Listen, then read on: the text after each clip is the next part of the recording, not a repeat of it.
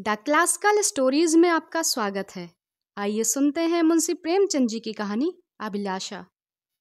कल पड़ोस में बड़ी हलचल मची थी। एक पान वाला अपनी स्त्री को मार रहा था।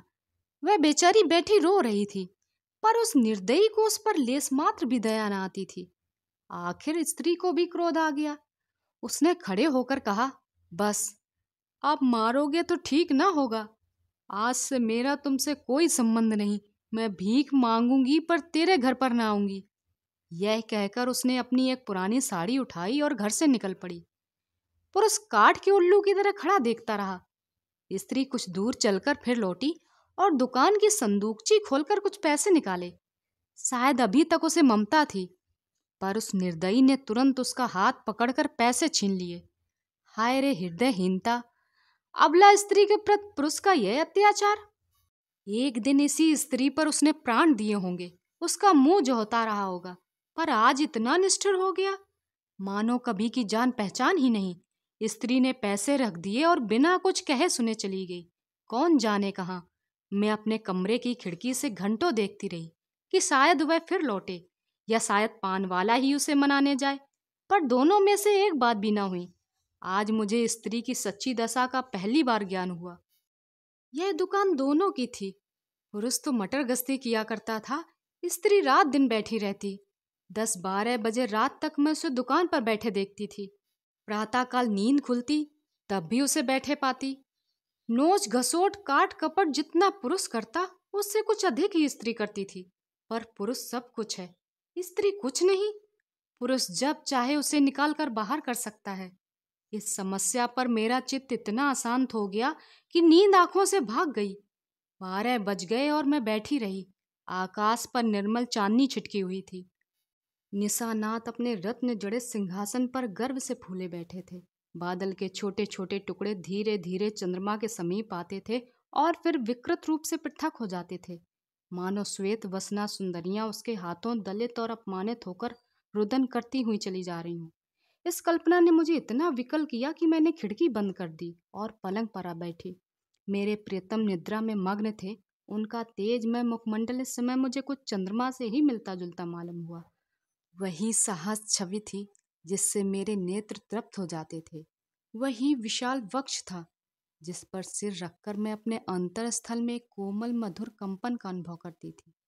वही सुदृढ़ बाहें थीं जो मेरे गले में पड़ जाती थीं तो मेरे हृदय में आनंद की हिलोरें सी उठने लगती थीं।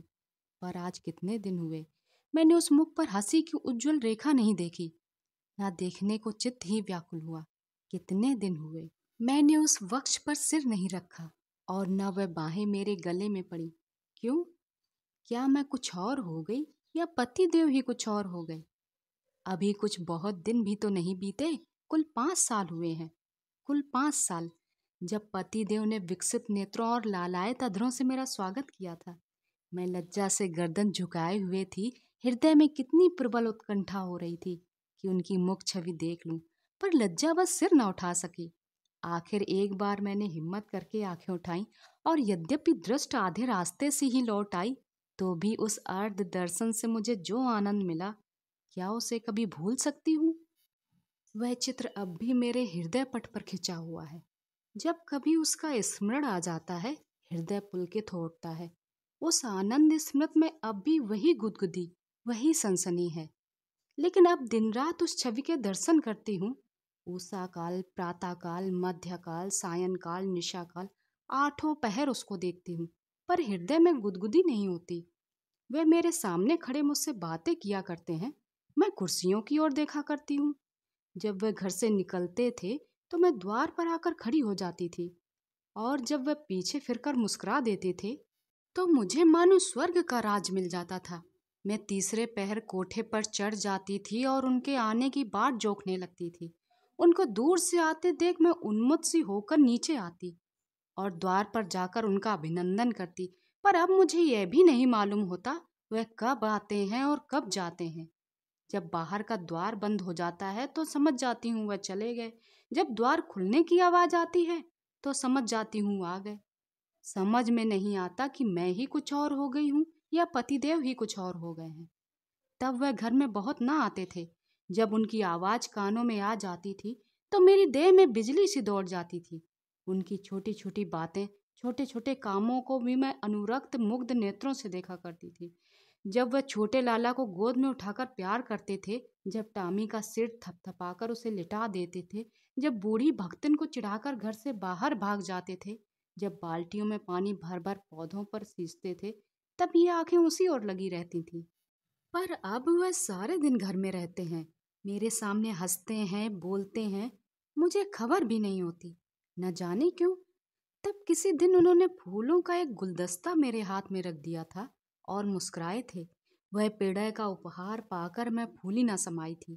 केवल थोड़े से फूल और पत्तियां थीं, पर उन्हें देखकर मेरी आंखें किसी भांति तृप्त न होती थी। कुछ देर हाथ में लिए रही, फिर अपनी मेज पर फूलदान में रख दिया। कोई काम करती होती तो बार बार आकर उस गुलदस्ते को देख जाती। कितनी बार उसे आंखों से लगाया, कितनी बार उसे चूमा। कोई 1 लाख रुपए भी देता तो उसे ना देती। उसकी एक एक पंखुड़ी मेरे लिए एक एक रत्न थी। जब वह मुरझा गया तो मैंने उठाकर उसे अपने बक्स में रख दिया। तब से उन्होंने मुझे हजारों चीजें उपहार में दी हैं। एक से एक रत्न जड़ित आभूषण, एक से एक बहुमूल्य वस्त्र और गुलदस्ते तो प्राय नित्य ही लाते हैं। लेकिन इन चीजों को पाकर वह उल्लास नहीं होता। मैं उन चीजों को पहनकर आईने में अपना रूप देखती हूँ और गर्व से फूल उठती हूँ। अपनी हमजोलियों को दिखाकर अपना गौरव और उनकी ईर्ष्या बढ़ाती हूँ। बस अभी थोड़े ही दिन हुए उन्होंने मुझे एक चंद्रहार दिया है, जो इसे देखता है मोहित हो जाता है। मैं भी उसकी बनावट और सजावट पर मुग्ध हूँ। मैंने अपना संदूक खोला और उस गुलदस्ते को निकाल लाई। आह, उसे हाथ में लेते ही मेरी एक एक नस में बिजली दौड़ गई। हृदय के सारे तार कंपित हो गए। वह सूखी हुई पंखुड़ियां जो अब पीले रंग की हो गई थीं, बोलती हुई मालूम होती थीं। उसके सूखे मुरझाए हुए मुखों पर अनुराग के डूबे सब साए साए करके निकलते हुए जान पड़ते थे। किंतु वह रत्न जड़ित क्रांत से दमकता हुआ हार स्वर्ण और पत्थरों का एक समूह था, जिसमें प्राण ना थे, संज्ञा ना थी, मर्म ना था। मैंने फिर गुलदस्ते को चूमा, कंठ से लगाया, अर्ध नेत्रों से सींचा और फिर संदूक में रखाई। आभूषणों से भरा हुआ संदूक भी उस एक स्मृति चिन्ह के सामने तुच्छ था। यह क्या रहस्य था?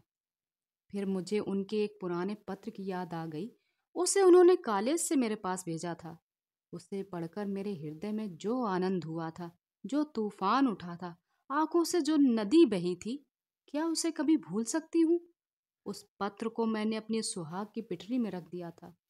इस समय उस पत्र को पढ़ने की प्रबल इच्छा हुई। मैंने पिटारी से वह पत्र निकाला। उसे स्पर्श करते ही मेरे हाथ कांपने लगे, हृदय में धड़कन होने लगी। मैं कितनी देर उसे हाथ में लिए खड़ी रही, कह नहीं सकती। मुझे ऐसा मालूम हुआ कि मैं फिर वही हो गई हूँ जो पत्र पाते समय थी। उस पत्र में क्या प्रेम के कवित्व में उद्गार थे? क्या प्रेम की साहित्यिक विवेचना थी? क्या वियोग व्यथा का करुण क्रंदन था? उसमें तो प्रेम का एक शब्द भी न था। लिखा था, कामनी, तुमने 8 दिनों से कोई पत्र नहीं लिखा। क्यों नहीं लिखा? अगर तुम मुझे पत्र ना लिखोगी तो मैं होली की छुट्टियों में घर ना आऊंगा। इतना समझ लो। आखिर तुम सारे दिन क्या करती हो? मेरे उपन्यास की अलमारी खोलनी है क्या? आपने मेरी अलमारी क्यों खोली? समझती होंगी मैं पत्र ना लिखूंगी तो बच्चा खूब रोएंगे और हैरान होंगे। यहाँ इसकी परवाह नहीं। 9 बजे रात को सोता हूँ तो 8 बजे उठता हूँ। कोई चिंता है तो यही कि फेल ना हो जाऊं। अगर फेल हुआ तो तुम जानोगी। कितना सरल, भोले भाले हृदय से निकला हुआ, निष्कपट मान पूर्णाग्रह और आतंक से भरा हुआ पत्र था। मानो उसका सारा उत्तरदायित्व मेरे ही ऊपर था। ऐसी धमकी क्या अब भी वह मुझे दे सकते हैं? कभी नहीं। ऐसी धमकी वही दे सकता है जो ना मिल सकने की व्यथा को जानता हो, उसका अनुभव करता हो। पतिदेव अब जानते हैं इस धमकी का मुझ पर कोई असर ना होगा। मैं हंसूंगी और आराम से सोऊंगी, क्योंकि मैं जानती हूँ वह अवश्य आएंगे और उनके लिए ठिकाना ही कहाँ है, जा ही कहाँ सकते हैं।